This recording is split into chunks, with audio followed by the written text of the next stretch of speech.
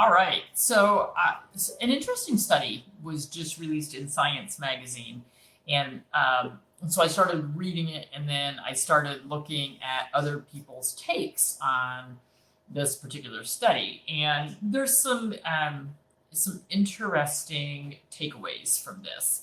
And I think that most of us, when we fall in love with a particular breed, I used to have Dobermans and then switched over to the English Toy Spaniels and the Cavalier King Charles Spaniels.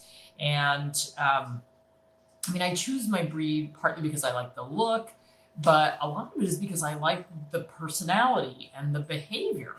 And so the study that came out sort of debunked that a little bit. And so it's sort of a question of nature versus nurture, like we would see with people. So a lot of studies have been done looking at twins and triplets and fraternal versus paternal twins, twins who were brought up together in the same environment versus twins who were separated at birth and brought up in different households and environments. And, which is more important, the what your genetics say or how you're brought up? And I think that's a fascinating subject, and I think that it applies to animals as well as applying to people. So, for instance, we have three cats. Eggplant and Mittens are siblings, brother and sister from the same litter. Buddha is from a litter 2 weeks older. They were all three bottle raised and brought up in the same household. And they have three personalities that are three different ends of a triangle. They are not similar at all. So, in that case, we can say, well, at least the two, if they got the same personality traits from the mama, their personalities should be similar, particularly since they were brought up in the same household, and they are so opposite. So in that case, I don't think nature or nurture took over. They both went their own separate way. So I'm going to read a couple things that I found regarding this study. And this particular article is called Debunking the Myth That Dog Behavior Follows Breed. And this one was an article commenting on the study in Psychology Today. It says, let's assume that the original dog was an animal of many purposes. In time, humans began to demand that their dogs perform specific tasks and select certain capabilities. Thus arose the purpose-bred dog. So originally, dogs just sort of started cohabitating around human settlements because they were eating from the trash pile and the food waste that was discarded. And so then it became a commensal relationship. The dogs helped clean up the human waste, and the humans were feeding the wild dogs. And so they decided they would move in together, basically. So the Romans, for example, had companion dogs, hauling dogs, sight dogs, and so forth. All right, where's page 2? So interestingly, there were some of it. There were these interesting dogs. There were grinders dogs who actually worked on making the grinding wheels work. So the dogs would walk, sort of treadmill type thing. There were tinkers dogs who traveled with salespeople, lurchers who worked with poachers. Here we are. The turnspits ran on treadmills to turn cooking spits. So dogs were called turnspits. And grinders dogs who powered belt-driven devices to produce pigment for paint. Scent hounds for tracking humans and game. And then in the late 19th century, members of the mercantile class, largely in England, began breeding dogs and other animals and staging competitions as an emulation of the gentry.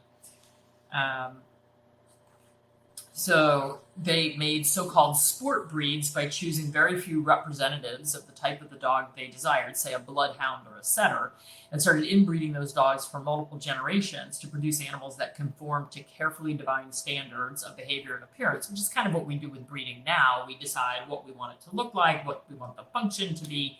I wish we'd be breeding more for function and less for, really crazy looks that we talked about this the other day. So they were looking for members of the breed that conformed to intelligence, talent, and traits that made the forebears so special.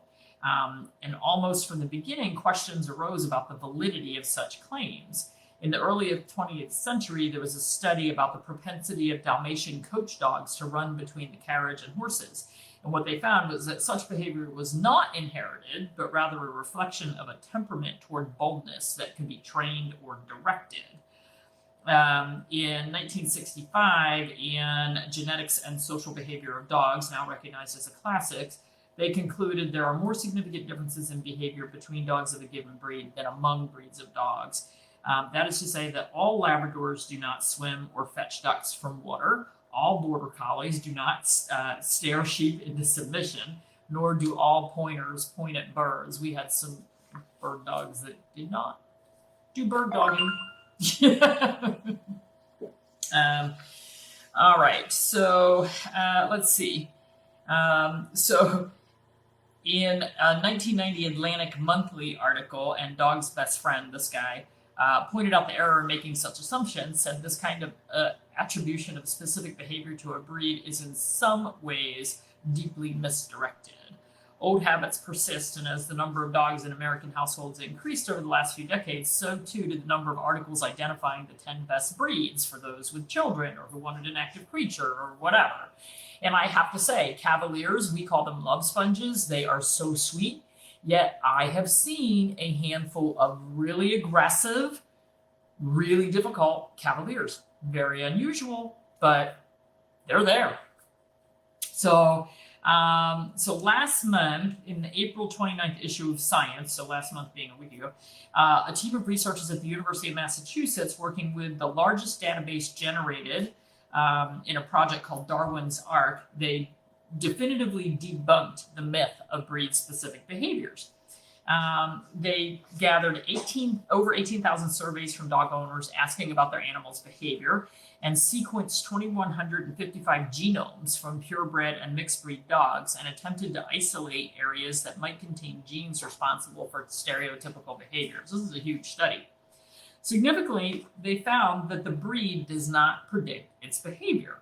Although they found 11 regions of genes associated with behavior, including howling frequency and sociability with humans, even here the effect was not great enough to be predicted. So their central message is that the behaviors currently ascribed to specific breeds actually belong to a greater or lesser degree to all dogs, short of a physical or mental defect that impairs them. We'll talk about mental defects here. The researchers wrote, by embracing the full diversity of dogs, including purebred, mixed breed, purpose bred, working dogs, and village dogs, we can fully realize dogs' long recognized potential as a natural model for genetic discovery. So here are some stereotypes. This is a different article of distinct breeds. Chihuahuas are nervous. Well, I've met some really sweet, outgoing Chihuahuas. Border Collies are hyperactive. No, but I do think they like to have a job. Golden Retrievers are great with children. Well, most, but not all. And most infamous, some large breeds, like the American Pit Bull Terrier and Rottweiler, are aggressive. This is assumptions that we make. Yet I've seen some of the sweetest Rotties and sweetest Pit Bulls, but those are assumptions that are made. For instance, some people who own those breeds cannot rent housing, cannot travel with those dogs. Some countries ban dogs coming in of certain breeds because of perceived breed characteristics. So according to the study, breed means very little in predicting the behavior and personality of an individual dog. That appears to be especially true for traits that are most commonly associated with a dog's personality, such as cuddliness, friendliness toward strangers, and aggression. What the dog looks like is not really going to tell you what it acts like, said the co-author. All right, breed accounted for only 9% of behavioral variation in individual dogs, and no trait was unique to a single breed of dog. So, for instance, there are many breeds that will point, there are many breeds that will howl, there are many breeds that would herd, many breeds that will hunt, many breeds that are cuddly. So, there was no trait that was specific to only one specific breed. So they speculate that much of the rest of the differences comes down to individual experiences, training, and environmental factors. So it's the nurture, not the nature. We do think that the traits are influenced by both genetics and environment, although some traits appeared to coincide with existing beliefs about breeds. Others contradicted deep-seated stereotypes. Labrador and Golden Retrievers score high on human sociability, a measure of how receptive a dog is to unfamiliar people. That finding goes hand in hand with those breeds' reputation as friendly dogs. But American Pit Bull Terriers, a breed that has been outlawed in some cities and is often not allowed to live in apartment complexes because of the belief that it is aggressive and destructive, also scored high on human sociability, the study found. We knew what we were finding wasn't lining up with people's stereotypes and what they feel is their lived experience with dogs. Like breed, dog size had almost no effect on differences in behavior among individual dogs. You'll never have a Great Dane-sized Chihuahua, and you'll never have a Chihuahua-sized Great Dane. But you can definitely have a Chihuahua that acts like a Great Dane, and you can have a Great Dane with the same personality as a Chihuahua. Some traits were more likely to be associated with certain breeds, but those largely had to do with functional behaviors, such as howling, pointing, retrieving, herding, and playing with toys. On average, Beagles and Bloodhounds are more likely to howl. German Shorthair Pointers are more likely to point. Herding breeds tended to be more biddable or easily trained and played with toys more than other breeds. And predictably, breeds classified as retrievers had a greater propensity to retrieve than other types of dogs. Still, many individual Beagles rarely howl, and some Golden Retrievers refuse to fetch. A dog's breed does not guarantee any specific behavior. Traits such as howling and herding are classified as motor patterns, and those behaviors existed in dogs long before modern breeds emerged 200 years ago in the Victorian era. Motor patterns existed before dogs did, and existed in the first dogs that were scavenging off of human refuse. The first dogs to exist evolved from wolves more than 2,000 years ago and developed traits that helped them live alongside humans, where they could survive by eating people's food scraps rather than by hunting. Humans helped promote desirable traits in the earliest dogs by feeding and caring for them, which helped useful dogs live longer and produce more puppies. Only in the past 200 years have people begun selecting specific physical traits to produce dogs that belong to our modern breed categories. The researchers also asked thousands of people to identify the most closely related breeds of 30 mixed breed dogs, and they found that people could not easily identify the breeds of their mixed breeds. The respondents performed just slightly better than random chance when choosing the nearest breed of their mixed breed dog. So this is why they did the DNA studies on the dogs. The study's authors said dispelling stereotypes about our dogs may help people make better informed choices when picking pets, and also may affect breed-specific laws, which this would be a good thing, and policies that prevent people from owning certain dogs. There are some breeds that are both fairly and unfairly judged.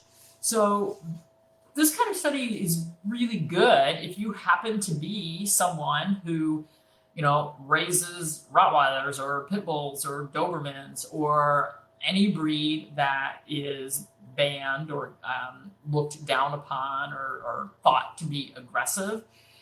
If we have more studies like this, then we can sort of dispute the idea. If genetics are only responsible for 9% of the behavior that we see in our pets, then that makes it a lot easier to say, no, nurture has a lot more to do with it. For instance, I would have families that would have a really aggressive dog. Pick a breed, any breed, it doesn't matter.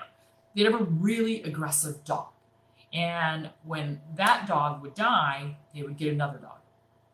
Sometimes the same breed, sometimes a mixed breed, sometimes something totally other end of the spectrum. And guess what? Their next dog would also be aggressive. We have to look at that when we see serial aggressive dogs being brought in by the same families, and the dogs are totally unrelated, then we have to look at the environment. What is going on that is setting these dogs off? What is going on that these dogs are either not being taught good behaviors or they're not given the opportunity to have good behaviors? What is going on? So, and then we see other families who get, what are supposed to be aggressive breeds, and they have absolutely the sweetest dogs that ever walk in the door. So, I think there is a lot to be said for nurture as well as nature. I think we don't want to discount nature. Chances are, if you get one of I forget what they called them, not the biddable ones, the socially more acceptable, whatever they called it, I forget what it was. But the more socially interactive dogs that, so for instance, a Cavalier King Charles Spaniel or a Golden Retriever, you expect them to be kind of mushy, happy dogs. But like I said, I've seen many that were not.